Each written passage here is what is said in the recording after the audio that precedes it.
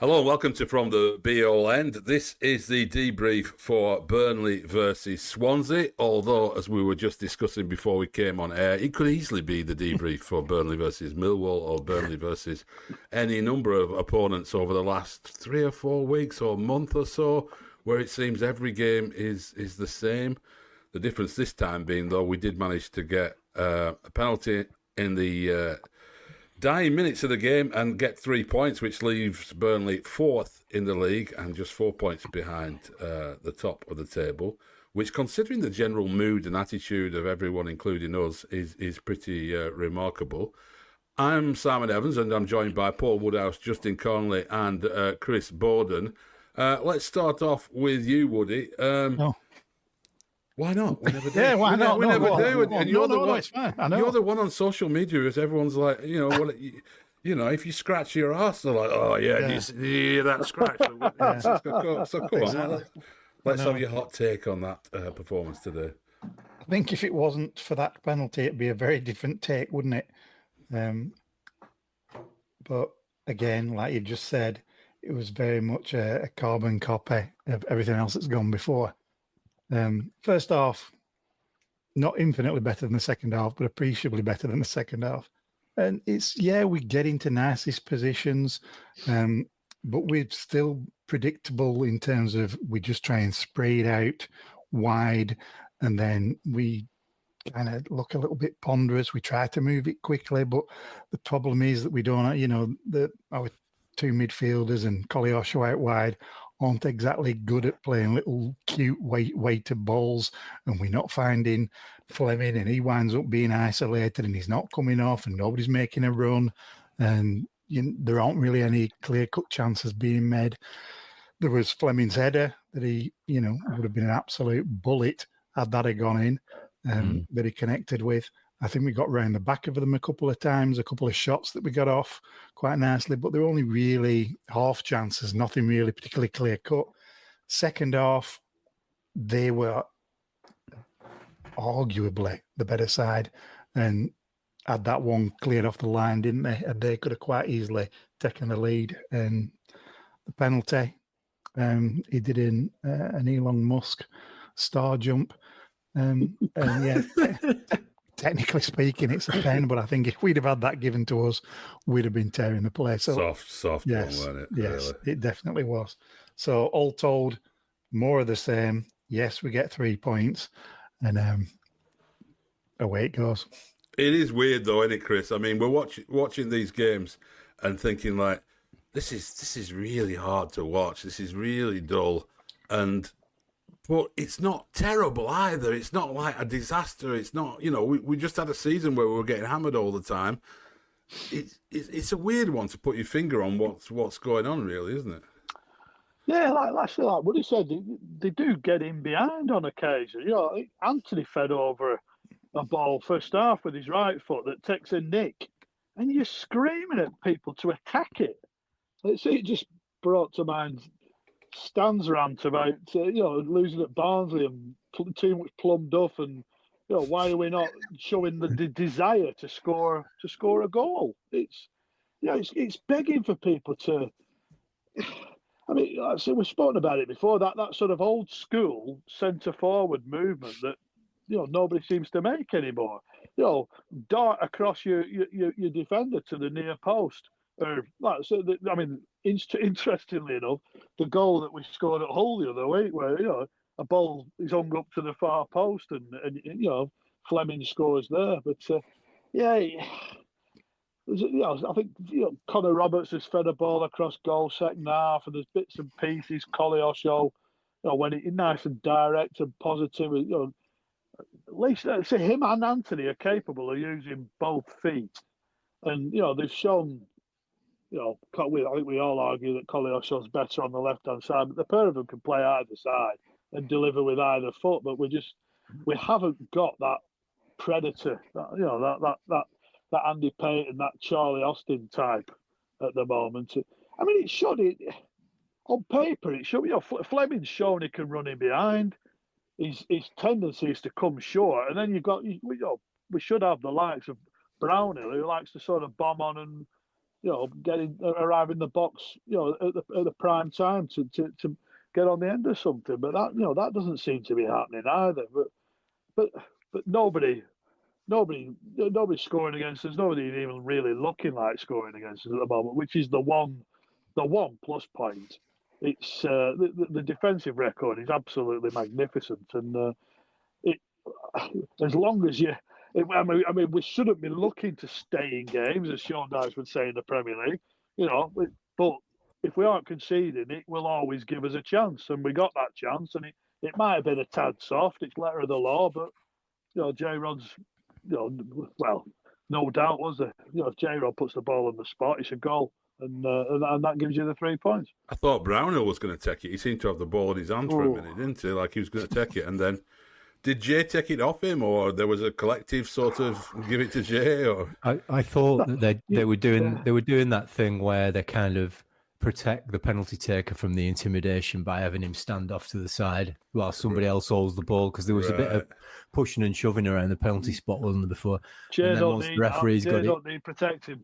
No, I'm sure he don't. But then he comes forward, and then there was still a lot of dicking about before they took that penalty, wasn't there? A lot of messing about with it. I think that's what happened there.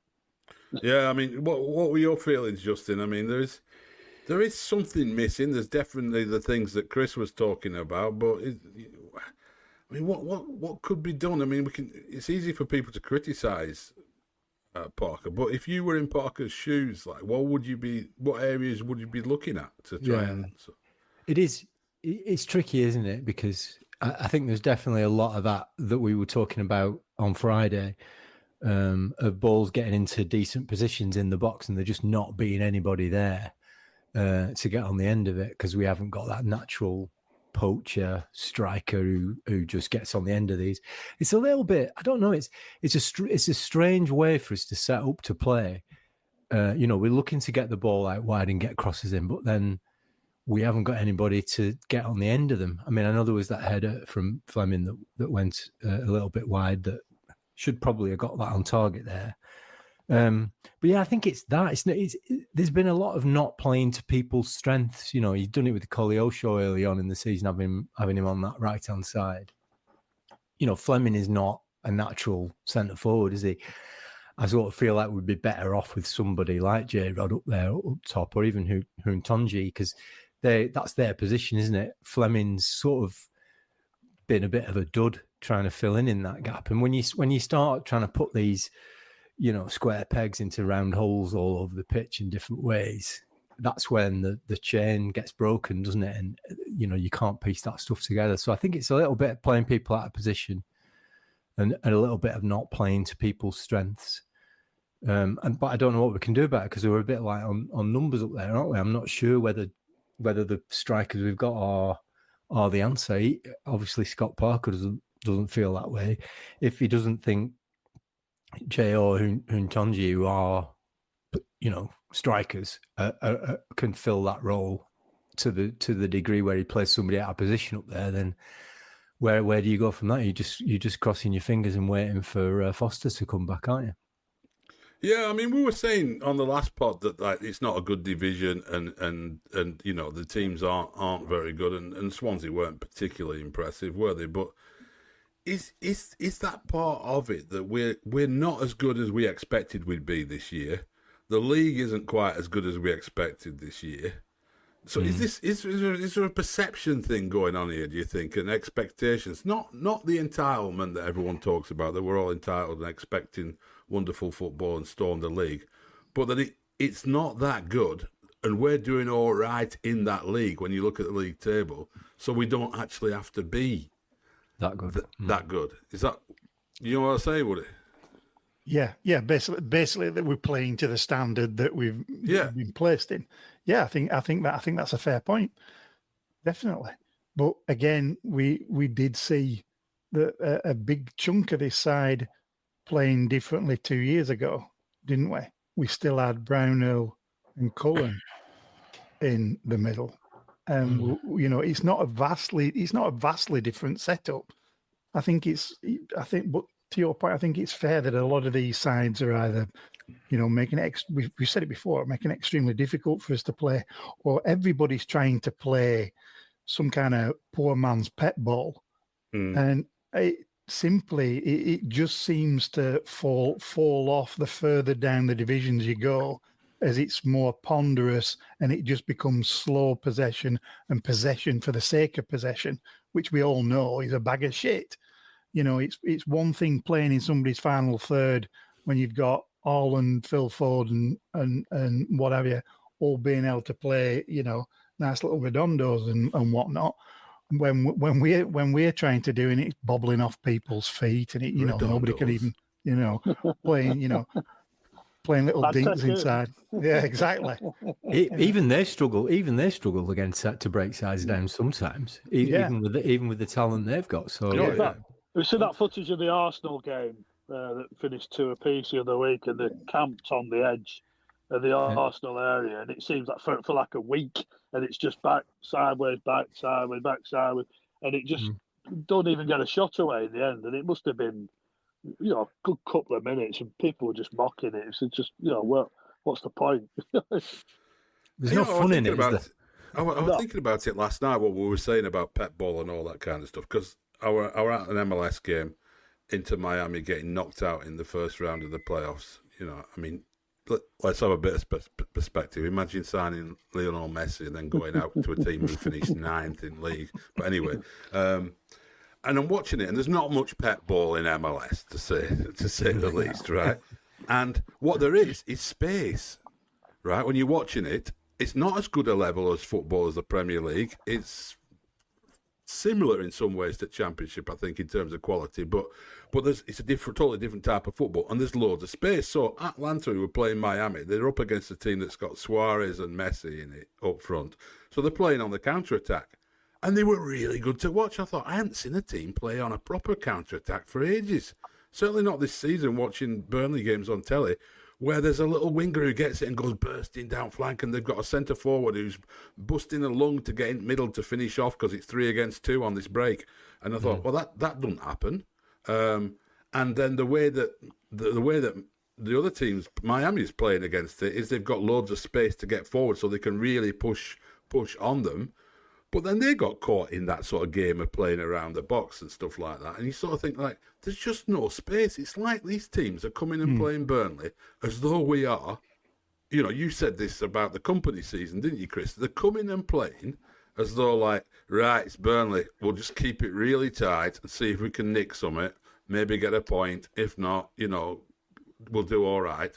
And they've looked at that long league table and the amount of games they've got and thought, Burnley's not one of the teams we're taking risks against. We're going there and we're going to keep it tight.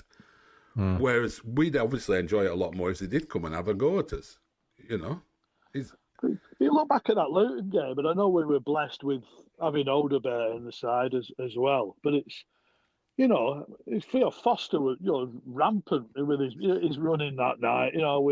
We were using the counter, quick early balls in behind for Koleosho and Odebear on the night. But the thing that we're lacking since then, the amount of bodies we were getting in the box. We're like 3-1 and 4-1 up, and still flooding the Luton box with bodies. You're getting 5 and 6 in the area at times, and it could have finished any number that night. But that sort of, I say we obviously fell out with Vincent over the course of last season and beyond. But his viewpoint of every scenario of the game, we're looking at, can we score a goal from this? Whether it was a goal kick, whether it was a throw in, and I like that sort of mentality. I mean, again, another manager that we sort of fell out with along the way, Owen Coyle. I love that sort of, that mentality that, he would genuinely have preferred to lose a game trying to win a game. And we've sort of come away from that in football, whether it's the finances, that side of things. There's no sort of, risk taken anymore. And it needs someone just to sort of, it's a cliche, release the handbrake. And, let's have a go. It's, what's the worst that can happen? So I'm thinking, like, if we were to arrange a sort of 1 month secondment for a former Burnley manager to come in and sort of assist Parker in sort of lifting this team to the next level, I sense that Chris would be bringing Judas back for a month. Tell him to give it to Chris Eagle. I say as much as we sort of grew wary of certain comments and sort of things that he came out with towards the end, and we certainly didn't like the way he departed. But that sort of nobody can deny. I mean, it was. Oh, we love the style of football he played. Yeah. This team Well, it's 15 years ago this week since the three apiece at Man City, which was just absolutely thrilling, wasn't it? It's scintillating stuff. And, again, another of his cliches, like, we're going to go toe to toe, and I just, we just long for that sort of thing. The Holloway thing with Blackpool, it needs tempering with that bit of pragmatism, but football needs a return to this. So, the Keegan Newcastle sort of thing, again. Needed even early Klopp. But a bit of pragmatism in there, but that sort of mentality that we're going to entertain and we're going to try and outscore the opposition, not try and nick one. I know what you mean. What are you saying about early Klopp there? Heavy metal football, as he called it. Yeah. At the moment, we're a bit Dire Straits, aren't we? what? Or maybe you've got another comparison, Justin. I mean, where would we be musically, this team? I think you've hit the nail on the head there. Might be a bit wet. Oh, God. I tell you what, though, talking of former managers, I bet the performance in the second half today wouldn't have been like that if Stan had been in that dressing room at half time. I would like to know what he would have said to them. Oh yeah, that'd be fun, wouldn't it? I think we know. I think we know what he would have said. I think we know what we would have said. Yeah. But it's a bygone. It's almost a bygone era, isn't it? How would Stan be handling the Mike Tresor situation? He's a mirage, isn't he? Right? Yeah, that idea he's going to come back and have a storm in a few months and then get his deal in January is not looking like. He might get his deal in January, but it's not going to be after a storming run with Burnley. But if he comes back after the international break, he's got about 5 weeks till window opens. He's going to have to be absolute world beater to get a move in January. Yeah. Kind of glad that international break's coming now in a way. I mean, there's always a debate about whether it's a good time. Not that you can do out about it, but is it a good time, Justin, to have a break and a reset, or are we actually building something here? I don't know. I didn't see any signs of progress today. In fact, I know the record on paper is still good, but I thought we were nowhere near as tight defensively today as we have been in recent games. I thought they ran right through the middle of us several times, and on a different day they could have won that game. I think only a marginally better side would have created more chances against us. I think for some reason, I don't know why, but Brownhill, Cullen, and Connor Roberts don't seem like the same players to me as they were in that first company season. There seems to be a little bit off the pace. I don't know whether it's a general group confidence thing. Today I didn't. There was a faint sort of like tinge undercurrent of anxiety in the crowd, I would say. It wasn't manifested in any more than that, really. Maybe a bit of unease, occasionally if there was a pass went astray or when someone passed it back when there seemed to be options on, there was a brief sort of outpouring of like frustration with but beyond that, I don't know what would have happened at the end of the game had we not got that penalty, I think there probably would have been some booing. But I don't know whether a break now takes the heat out of that, because there doesn't seem to be a lot of heat in it. I think everybody's just happy with 3 points, aren't they? And the relief that sort of goal brings. But I was a bit worried by that performance in a way that I haven't been worried. I know I don't agree that they didn't look like scoring against us today. I was convinced that they were going to get a goal in that second half, and they came very close to doing so.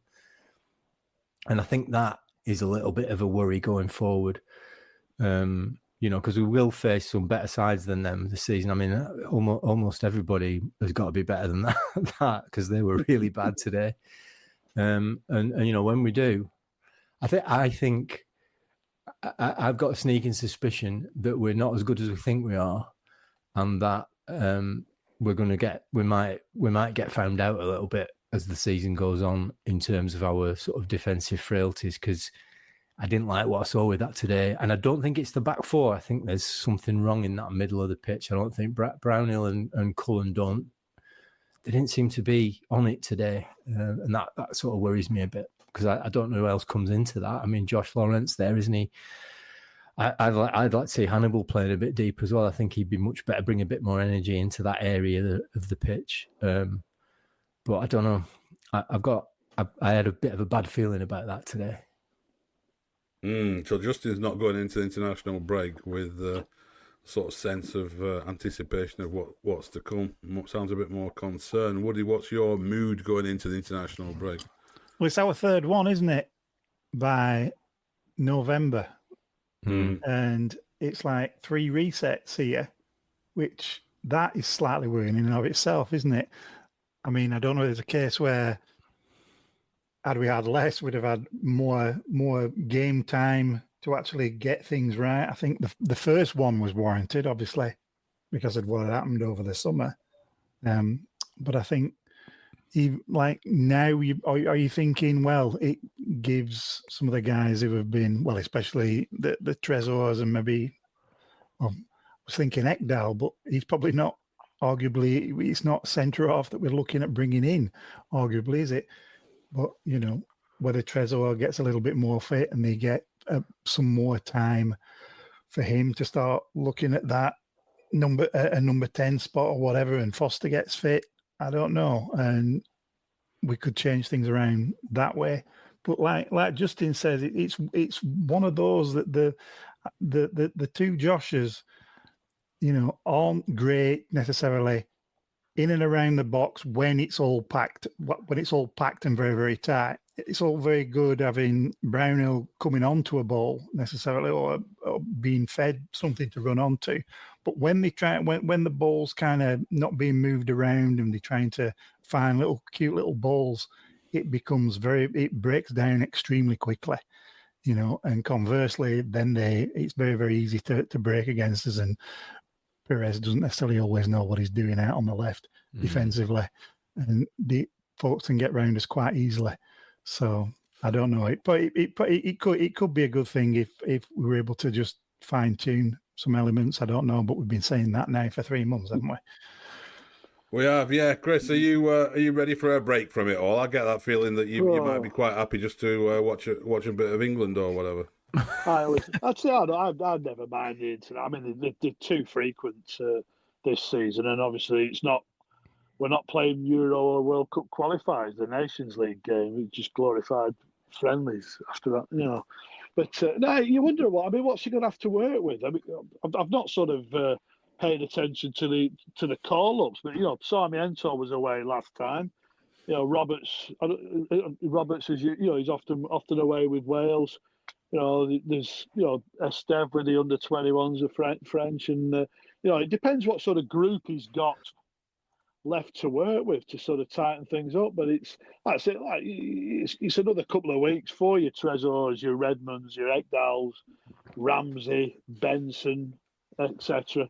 Hopefully get a bit more work in, a bit more fitness, and maybe even a practice game, something like that, just to under 21 game, something like that. I'm not sure what's available, but yeah, it's just an opportunity just to take stock and go again in it. And said to me, 4 points off top, and we're still clinging to this, aren't we? That we're in the hunt. You know, let's say by the time they come back, it's we're going to be a week away from December. You're getting towards that January window, which looks like it's going to be of vital importance. Fingers crossed they can get a couple of bodies in there that make a difference if the lads that return to contention don't. That's one for us to talk about over the international break. I think that January window and what we may or may not do. I mean, when we come back, we've got Bristol City away on November 23rd, and then 3 days later at home to Coventry, who might have a new manager by then, and then a trip to Stoke City. Just talking of Bristol City, it was Naki Wells' 500th career game or something yesterday, and he was nowhere near the standard required when we signed him. Going back to, was it like 2017, something like that? But I'll tell you what, you'd kill for Naki Wells now. That sort of player that knows where the pegs are and has that predatory instinct. I'd take Lucas Jutkovic a minute, to be honest. Yeah, but at the end of the day, this game will be instantly forgotten, won't it? At the end of the season, it's going to be 3 points to the tally, which might be crucial. So we'll probably look back on this as the day it all changed, and we'll march forward from here. There we go. Let's end on that note then. I think enough said about that game. Thanks very much for joining us, and we will be back on Friday with our regular edition. And until then, up the Clarets.